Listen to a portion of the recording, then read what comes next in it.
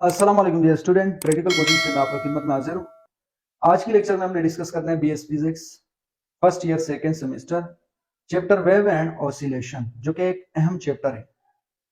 इसका जो कंसेप्ट है उनको हमने समझना है, ठीक है। नंबर वन, इस चैप्टर में आपने सबसे पहले जो मोशन है यानी पीरियोडिक मोशन है, एसएचए मोशन है, उनको डिस्कस करना है, जो कि आपने मैट्रिक में और साथ ही सेकेंड ईयर में इसको डिस्कस किया है, ठीक है। ये मैट्रिक और सेकेंड ईयर की चीज है, ठीक है। लेकिन इसमें जो इक्वेशन है यानी सेकेंड ऑर्डर डिफरेंशियल इक्वेशन जो है वो सिर्फ यहाँ पे मैं आपको समझाऊंगा, ठीक है। इसका भी थोड़ा सा रिवीजन कर लेते हैं, लेकिन यह आपका सेकेंड ईयर में और मैट्रिक का जो टॉपिक है उससे रिलेटेड है, सेम टू सेम वही है, ठीक है। पीरियोडिक मोशन का क्या मतलब होता है, आपने मैट्रिक में भी स्टडी किया होगा, to and fro motion, to and fro motion, और साथ ही यहाँ पे क्या लिखा है, in equal interval of time. To and fro motion in equal interval of time को हम क्या कहते हैं, पीरियोडिक मोशन। वो मोशन जो अपने आप को रिपीट करे।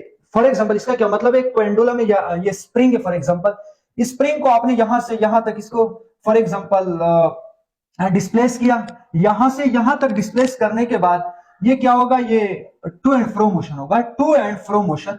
बल्कि आखिर में इसका स्पीड जो है वो स्लो डाउन हो सकते हैं, क्यों, क्योंकि एयर रेजिस्टेंस है। लेकिन यहां पे हमने पीरियोडिक मोशन में एयर रेजिस्टेंस को नेग्लेक्ट करना है। हमने यहाँ पे आइडियल पेंडुलम हो या आइडियल स्प्रिंग मास सिस्टम हो, उनको कंसीडर करना है, ठीक है। फॉर एग्जांपल यहाँ पे एयर रेजिस्टेंस है नहीं, ये इक्वल इंटरवल ऑफ टाइम है। फॉर एग्जांपल इसने 1 सेकंड में यहां से यहां तक ये डिस्प्लेस हुआ, टू एंड फ्रो मोशन हुआ, ठीक है।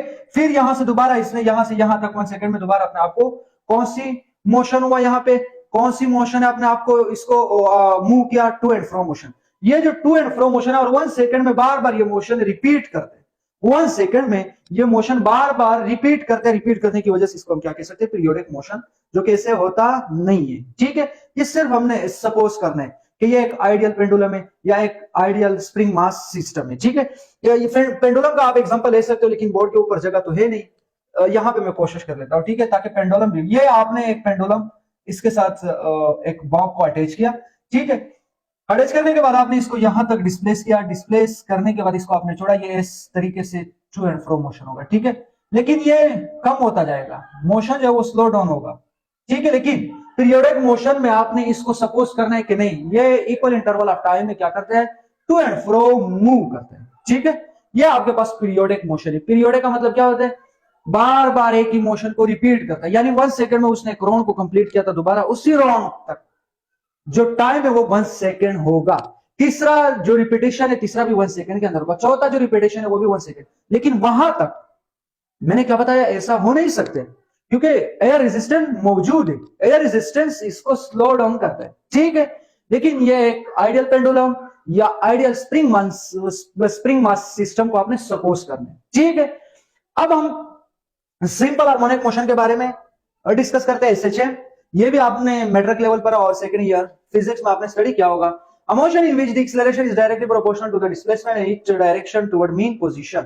यहां भी क्या कह रहे हैं, एक्सेलरेशन डायरेक्टली प्रोपोर्शनल होगा डिस्प्लेसमेंट का। इसका क्या मतलब है, इसका मतलब यह है कि यहाँ पे सबसे पहले आपने यहां से इनके ऊपर फोर्स लगाई, इस बॉडी के ऊपर, ये जो स्प्रिंग के साथ अटैच है, इसको क्या क्या आपने डिस्प्लेस किया, यहां तक लेकर आया, इसके ऊपर आपने फोर्स लगाया। जब फोर्स लगाया, फोर्स लगाने की वजह से इसके अंदर क्या चीज प्रोड्यूस होता है, एक्सेलरेशन। यहां पे कह रहे हैं कि एक्सेलरेशन डायरेक्टली प्रोपोर्शनल है किस चीज का, एक्सेलरेशन डायरेक्टली प्रोपोर्शनल है डिस्प्लेसमेंट का। फॉर एग्जांपल ये जो बॉडी है, इसको अगर आगे मैं और भी मूव करूं तो डिस्प्लेसमेंट क्या होगा, यहां से डिस्प्लेसमेंट बढ़ेगी। अगर मैं और मूव करने की कोशिश करूं तो और भी बढ़ेगी, ठीक है। यानी एक्सेलरेशन बढ़ने की वजह से डिस्प्लेसमेंट बढ़ रहा है, ठीक है। ये इसका डिफिनेशन है। और डिस्प्लेसमेंट का जो डायरेक्शन है वो टुवर्ड द मीन पोजीशन होगा। एक्सेलरेशन का जो डायरेक्शन है वो कौन सी साइड पर है, यानी यहां पे क्या कह रहे हैं, to the displacement and it direction toward the mean position. For example इधर एक्सेलरेशन का direction toward the mean position होगा, डिस्प्लेसमेंट का direction toward the mean position नहीं होगा, बल्कि away away from the mean position होगा, यानी उस साइड पर होगा, दोनों अपोजिट डायरेक्शन में होंगे। एक्सेलरेशन इस साइड पे, ठीक है, एक्सेलरेशन का जो डायरेक्शन है वो इस साइड पर है, लेकिन डिस्प्लेसमेंट का डायरेक्शन अपोजिट साइड, ठीक है, उस साइड पर है। दोनों एक दूसरे के अपोजिट है। फॉर एग्जांपल एक इस साइड पे जा रहा है, दूसरा इस साइड पे आ रहा है, ठीक है। तो ये जो आपके पास से हाँ के एक्सेलरेशन का जो डायरेक्शन है, सॉरी यहाँ पे एक्सेलरेशन का direction toward the mean position होगा और डिस्प्लेसमेंट का डायरेक्शन जो वो इसके अपोजिट होगा। वो हमने कंडीशन में इसको डिस्कस करना है। उम्मीद है एसएचएम भी समझ में आया होगा। अब इसका कंडीशन क्या है, एसएचएम के कंडीशन होते हैं। नंबर 1 कंडीशन है it should be periodic motion. ये क्या होगा, पीरियोडिक मोशन होगा। ठीक है, पीरियोडिक ये जो है ये भी पीरियोडिक है, वो पेंडुलम भी पीरियोडिक है। ठीक है, दूसरा नंबर पे acceleration is directly proportional to the displacement. ठीक है, एक्सेलरेशन भी डायरेक्टली प्रोपोर्शनल है टू द डिस्प्लेसमेंट। इस मोशन को मैं एसएचएम कह सकता हूं, इस मोशन को भी मैं एसएचएम कह सकता हूं। क्यों? क्योंकि ये एसएचएम की कंडीशन को फॉलो कर रहा है। फॉलो करने की वजह से इसको मैं क्या कह सकता हूं, एसएचएम। तीसरा क्या है, the direction of acceleration is opposite to the displacement. Displacement और एक्सेलरेशन का डायरेक्शन एक दूसरे के अपोजिट होंगे। अपोजिट है, अभी इसको मैंने डिस्कस किया। ये तीन कंडीशन कोई भी बॉडी के मोशन अगर वो फॉलो करे उस मोशन को हम एसएचएम कह सकते हैं। अगर ये तीन कंडीशन उनको फॉलो ना करे तो उसको हम एसएचएम नहीं कह सकते। ठीक है, अब यहां पे for example spring mass system है, फॉर एग्जांपल पेंडुलम है, दोनों का मैंने आपको एग्जांपल बता दिया। लेकिन जो बीएस फिजिक्स का जो मेन टॉपिक स्टार्ट हो रहा है वो अभी है सेकेंड ऑर्डर डिफरेंशियल इक्वेशन। ठीक है, उसको हमने डिराइव करना है। आज की लेक्चर में हमने सिर्फ सेकेंड ऑर्डर डिफरेंशियल इक्वेशन को डिराइव करना है। इसके बाद हमने करना क्या है, स्प्रिंग मास सिस्टम हो या पेंडुलम हो उसका वेलोसिटी भी मालूम करना है, उसका एम्पलीट्यूड भी मालूम करना है, उसका डिस्प्लेसमेंट भी मालूम करना है, उसका फॉर एग्जांपल आपके पास जो वेलोसिटी है उसका जो एक्सेलरेशन है उसको भी आपने फाइंड करना है। ठीक है, अब आज के लेक्चर में हमने सिर्फ सेकंड ऑर्डर डिफरेंशियल इक्वेशन को डिस्कस करना है। लेकिन अगर आज का लेक्चर आपको समझ में नहीं आया तो आगे आपके लिए फिर मुश्किल है। अब यहां से मेन टॉपिक स्टार्ट हुआ कि अकॉर्डिंग टू हुक्स लॉ क्या कह रहे हैं, स्प्रिंग फॉर एग्जांपल हमने यहां पे सपोज किया स्प्रिंग को। ठीक है, spring mass system, Hooke's law कह रहे हैं कि आपने स्प्रिंग के ऊपर जो फोर्स अप्लाई किया यहां से यहां तक, ये फोर्स डायरेक्टली प्रोपोर्शनल है किसके, एक्स के, और दरमियान में हमने क्या लगा दिया, के इज अ कांस्टेंट। ठीक है, हुक्स कांस्टेंट है, ये हुक्स के मुताबिक applied force F is equal to k x. लेकिन इस बॉडी को जब आप छोड़ देते हो, हुक्स ने जो कहा कि अप्लाइड फोर्स जो आपने लगाया इस बॉडी के अंदर, ये बॉडी तो यहाँ पे रुक तो नहीं सकते बल्कि ये क्या करते हैं, टू एंड फ्रो मोशन करते हैं।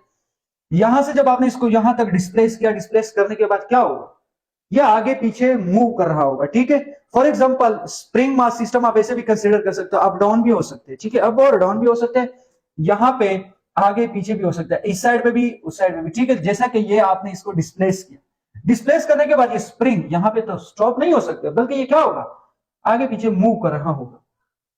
हुक्स ने कहा था अप्लाइड फोर्स आपके पास बराबर है एक्स, लेकिन रिस्टोरिंग फोर्स, इसके अंदर एक फोर्स स्टोर हो जाता है इस बॉडी के अंदर, उस फोर्स को हम क्या कहते हैं, रिस्टोरिंग फोर्स। हुक्स का जो अप्लाइड फोर्स है उसका जो मैग्नीट्यूड है वो इक्वल है रिस्टोरिंग फोर्स का। जितना अगर ये 5 न्यूटन फोर्स लगाया वो 5 न्यूटन फोर्स यहाँ पे इस बॉडी के अंदर रिस्टोर होता है। लेकिन दोनों का डायरेक्शन अपोजिट है। अप्लाइड फोर्स का डायरेक्शन इस साइड पर है और रिस्टोरिंग फोर्स का डायरेक्शन इस साइड पर है। ठीक है, इसकी वजह से रिस्टोरिंग फोर्स के साथ हमने माइनस के एक्स लगा दिया। ये समझ में आया होगा। मैंने यहां पे क्या कहा कि हुक्स के मुताबिक अप्लाइड फोर्स के एक्स के बराबर है। आपको मैंने क्या कहा कि ये तो अप्लाइड फोर्स है, यहां तक इस बॉडी को अभी यहां तक हमने इसको फॉर एग्जांपल स्टॉप किया हुआ है, लेकिन जब हम छोड़ेंगे तो ये यहां पे तो स्टॉप तो नहीं हो सकता बल्कि इस साइड पर आएगा। क्यों? क्योंकि इसके अंदर फोर्स रिस्टोर हो चुका है। ठीक है, यहां पे छोड़ने के बाद ये क्या होगा, टू एंड फ्रो मोशन होगा। हुक्स ने तो हमें अप्लाइड फोर्स के बारे में बताया था, लेकिन यहां पर इस बॉडी के अंदर एक फोर्स रिस्टोर होता है। ठीक है, उसको हम क्या कहते हैं, रिस्टोरिंग फोर्स, जो कि हुक्स के मुताबिक यहां पे अगर 5 न्यूटन फोर्स आपने लगाया तो वहां से ये बॉडी के अंदर कितना न्यूटन फोर्स स्टोर हो जाता है, 5 न्यूटन। अगर यहां पे आपने 10 न्यूटन फोर्स लगाया है, अप्लाइड फोर्स जो है यहां पे कितना स्टोर होगा, 10 न्यूटन। लेकिन डायरेक्शन में अपोजिट है, इसकी वजह से हमने क्या लगाया, नेगेटिव साइन। ये equation number 1। According to Newton second law of motion, किसी भी बॉडी के ऊपर जब आप फोर्स लगाते हो तो फोर्स डायरेक्टली प्रोपोर्शनल होता है एक्सेलरेशन का। ठीक है, यहां पे F is equal to m है, second Newton second equation of motion है। ठीक है, न्यूटन के मुताबिक F is equal to m है और हॉक्स के मुताबिक F is equal to minus k x है। ठीक है, कंपेयरिंग इक्वेशन 1 एंड 2, यहां पे हमने कंपेयर किया, मास यहां पे मल्टीप्लाई में इस साइड पे, डिवाइड में आ गया, नेगेटिव साइन किस चीज को शो करे वो मैंने बता दिया। रिस्टोरिंग फोर्स और अप्लाइड फोर्स का डायरेक्शन अपोजिट है। ठीक है, अब यहां पे क्या होगा, अच्छा ज्यादातर इसमें स्टूडेंट ये भी कह रहे हैं कि सर फोर्स का डायरेक्शन जो है, यानी इस यहां पे जो फोर्स है उसका जो डायरेक्शन है या एक्सेलरेशन का जो डायरेक्शन है वो इस साइड पर है और डिस्प्लेसमेंट का डायरेक्शन इस साइड पे, जिसकी वजह से नेगेटिव साइन, ये भी आप कह सकते हो। ठीक है, यहां पे क्या होगा कि ये मास जो है, ये जो आपके पास है क्या और है, ये के भी कांस्टेंट है, एम भी कांस्टेंट है, और के और एम को यहां से हमने हटाया, नेगेटिव साइन ये रहा, और एक्स यानी ए डायरेक्टली प्रोपोर्शनल एक्स आ गया। यहां से हमने साबित कर दिया कि ये एसएचएम के जो कंडीशन है उनको फॉलो कर रहा है इस इक्वेशन के थ्रू। ठीक है, एक्सेलरेशन डायरेक्टली प्रोपोर्शनल है डिस्प्लेसमेंट का, और अपोजिट इन डायरेक्शन डिफिनेशन में ये रहा, हमने साबित कर दिया। अब इस इक्वेशन को हमने आगे डिराइव करना है, सेकंड ऑर्डर डिफरेंशियल इक्वेशन को फाइंड करना है। ठीक है, यहां पे अब क्या होगा, यहां पे आपके पास वही इक्वेशन को मैंने उठाया, a is equal to delta v upon delta t, यहां पे एक्सेलरेशन आ गया, ये आपके पास एक्सेलरेशन है, इसको हमने डिफरेंशिएट किया। अब आपको पता नहीं होगा डिफरेंशिएट का क्या मतलब होता है। डिफरेंशिएट का मतलब यह होता है कि कम अज कम डिस्टेंस को मालूम करे, कम अज कम मास को मालूम करे, कम अज कम एक्सेलरेशन को फाइंड करे, इसको क्या कहते हैं, डिफरेंशिएट या डिफरेंशिएशन। ठीक है, तो इसको हमने डिफरेंशिएट किया। ठीक है, ये डीवी और डीटी आ गया, क्यों, ये इसके साथ डी का मतलब डिफरेंशिएशन किया। ठीक है, डिफरेंशिएट किया, डीवी और डीटी आ गया। ठीक है, ये एक्सेलरेशन, और एक ही जगह हमने डीवी और डीटी लगाया, और के अपॉन एम एक्स, यही इक्वेशन नंबर 3 को उठाया, ये रहा। ठीक है, डीवी और d t is equal to minus क्या और एम एक्स। यहां पे हमने क्या किया, v का वैल्यू पुट किया। v का वैल्यू किसके बराबर है, ये रहा, v is equal to s upon t, जो कि क्लास 9 फिजिक्स में आपने स्टडी किया है, v is equal to s upon t. अब इसके बाद फिर आपके पास क्या है, इसको भी हमने डिफरेंशिएट करना है, एस डिस्टेंस है यहाँ पे, लेकिन इस स्प्रिंग मास सिस्टम में आपके पास ये डिस्प्लेसमेंट है, तो डी एस की जगह एक्स लगा दिया और डी क्यू लगा दिया, डिफरेंशिएट किया। ठीक है, कम अज कम डिस्प्लेसमेंट हम यहाँ पे मालूम करना चाहते हैं। ठीक है, और डी कम अज कम टाइम, डी के साथ डी लगा दिया, टी के साथ डी लगा दिया, क्यों, डिफरेंशिएट कर रहे हैं। ठीक है, तो इस v की जगह हमने, इस v की जगह ये जो आपके पास v है, फॉर एग्जांपल ये जो आपके पास v है, ये v, इस v की जगह हमने इस वैल्यू को पुट किया, ये रहा, डी और डी टी बाहर आ गया, और v की जगह क्या आया, डी एक्स और d t is equal to minus k और एम एक्स, ये डी और डी टी स्क्वायर आ गया, एक्स डी टी के ऊपर भी स्क्वायर आ गया। ठीक है, माइनस के एम के अपॉन एम एक्स, और माइनस के अपॉन एम, ये इस साइड पे माइनस में और इस साइड पे ये प्लस में हो गया, ये आपके पास इज इक्वल टू 0। और यहां पे हमने क्या कर दिया, ये क्या और m double is equal to under root क्या पा रहे, इसके इक्वल है। अगर आप कहेंगे सर इसके इक्वल क्यों है, इसको भी आगे दूसरे लेक्चर यानी लेक्चर नंबर 2 में मैं इसका जो डेरिवेशन है कि कहां से हमने इसको डिराइव किया है उनके बारे में मैं आपको बता देता हूं।